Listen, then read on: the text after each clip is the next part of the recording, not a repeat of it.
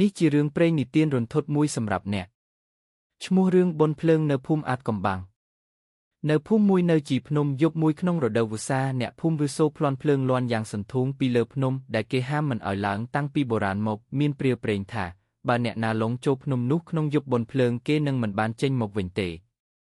មានក្មេងប្រុសម្នាក់ឈ្មោះឌីណូដែលកែងជឿលើរឿងទាំងនេះគាត់សម្រេចចិត្តឡើងទៅមើលថាតើអ្វីកំពុងកើតឡើងខាងលើឌីណូយកចង្កានភ្លើងមួយហើយដើរឡើងភ្នំម្នាក់ឯង